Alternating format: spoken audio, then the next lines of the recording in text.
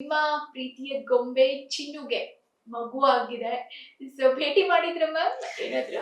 ಹೌದು, ಗೊಂಬೆ ಮಗುನ ಮಾತಾಡ್ಸಿದ್ದೆ. ಚಿನ್ನು ಮಗನ್ನ ಮಾತಾಡ್ಸಕ್ಕಾಗಿಲ್ಲ, ಇನ್ನು ಹೋಗಕ್ಕೆ ನನಗೆ ಸಮಯ ಆಗಿಲ್ಲ.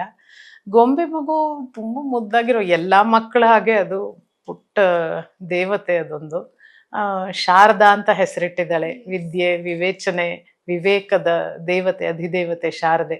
ಆ ಹೆಸರನ್ನ ಮಗುಗಿಟ್ಟಿದ್ದಾಳೆ. ಅವಳ ತಂದೆಯಿಂದ ಅವಳಿಗೆ ಪಾಸ್ ಆಗಿರುವಂಥ ಎಲ್ಲ ಪ್ರತಿಭೆ, ಪ್ರೊಫೆಷನಾಲಿಟಿ, ಆ ಗಾಂಭೀರ್ಯ ಎಲ್ಲವೂ ಆ ಮಗುಗೆ ಅವಳು ಹರಿಸ್ತಾಳೆ ಅಂತ ನನಗೆ ಗ್ಯಾರಂಟಿ ಇದೆ.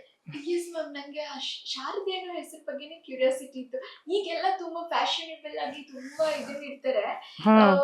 ಬಟ್ ನೇಹಾ ಚಂದು ಬಗ್ಗೆನೂ ಒಂದು ಎಕ್ಸ್ಪೆಕ್ಟೇಷನ್, ಹಂಗಿರ್ಬೋದು ಹಿಂಗಿರ್ಬೋದು ಅಂತ ಫ್ಯಾನ್ಸ್ ಎಲ್ಲ ಎಕ್ಸ್ಪೆಕ್ಟ್ ಮಾಡ್ತಾ ಇದ್ರು. ನೋಡಿದ್ರೆ ಶಾರದೆ ಅಂತ ಇಟ್ಬಿಟ್ರು ಹೆಸರು. ಸೊ ತುಂಬಾ ಹೆಸರು ಚೆನ್ನಾಗಿದೆ, ಬಟ್ ಈ ತರ ಚೂಸ್ ಮಾಡೋದು ಫ್ಯಾಷನ್ ಅಥವಾ ಸ್ಟೈಲ್ ಅವೆಲ್ಲ ಒಂದು ಸರ್ಕ್ಯುಲರಿ ಮೂಮೆಂಟ್ ಅಲ್ಲಿ ತಿರುಗ್ತಾ ಇರುತ್ತೆ. ನಾವು ಬೆಲ್ ಬಾಟಮ್ ಫೇಮಸ್ ಆವಾಗ ಫ್ಯಾಷನ್ ಆಗಿತ್ತು, ಆಮೇಲೆ ತಿರ್ಗಾ ಅದೇ ಇವಾಗ ಮತ್ತೆ ಬೇರೆ ಹೆಸರಿನಲ್ಲಿ ಬಂದಿದೆ. ಹಾಗೇನೆ ಅದು ಚಕ್ರ ತಿರುಗ್ತಾ ಹೋಗುತ್ತೆ. ಇದರಲ್ಲೂ ಹಾಗೆ ಎಲ್ಲ ಜಗತ್ತಿನ ಎಲ್ಲವೂ ಆ ಸರ್ಕ್ಯುಲರ್ ಮೂಮೆಂಟ್ ಅಲ್ಲೇ ಮೂವ್ ಆಗ್ತಾ ಇರುತ್ತೆ. ಇದು ಹಾಗೇನೆ.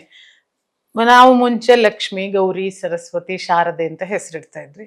ನಂತರ ಇವಾಗ ನಮ್ಮ ಜನರೇಷನ್ಗೆ ಬರೋತ್ತಿಗೆ ಚಿಕ್ಕ ಚಿಕ್ಕ ಹೆಸರುಗಳು, ಎರಡೆರಡು ಹೆಸರುಗಳು ಆ ಥರದ್ದು ಬಂತು. ಅದ ನಂತರ ಹೆಸರಿಗೆ ಅರ್ಥನೇ ಇರಬೇಕು ಅಂತ ಏನಿಲ್ಲ ಅನ್ನುವಂಥ ಕಾನ್ಸೆಪ್ಟ್ ಇತ್ತೀಚೆಗೆ ರಿತು ಅಂತ ಬರ್ತಾ ಇತ್ತು. ಅದು ಕರಿಯಕ್ಕೆ ಈಸಿ ಆಗಿರ್ಬೇಕು, ಒತ್ತಕ್ಷರಗಳಿರಬಾರ್ದು, ಆ ಥರದ್ದು ಏನೇನೋ ಐಡಿಯಾಸ್ ಬಂತು. ಬಟ್ ಮತ್ತೆ ಕಾಲದ ಚಕ್ರ ತಿರುಗ್ತಾನೆ ಇರ್ತದೆ, ಅದಕ್ಕೆ ಕಾಲದ ಚಕ್ರ ಅಂತ ಕರೆಯೋದು. ಸೊ ಮತ್ತೆ ವಾಪಸ್ ಇವಾಗ ನೀವು ಸಿರಿ, ಗೌರಿ, ಶಾರದೆ ಅನ್ನೋ ಹೆಸರುಗಳನ್ನ ಮತ್ತೆ ಮತ್ತೆ ಕೇಳ್ತಾ ಇರ್ತೀರ.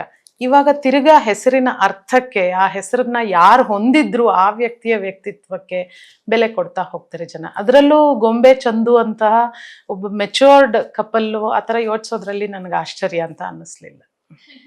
ಥ್ಯಾಂಕ್ ಯು ಮ್ಯಾಮ್, ಈ ಇನ್ಫಾರ್ಮೇಶನ್ ನಮಗೆ ಶೇರ್ ಮಾಡಿದ್ದಕ್ಕೆ.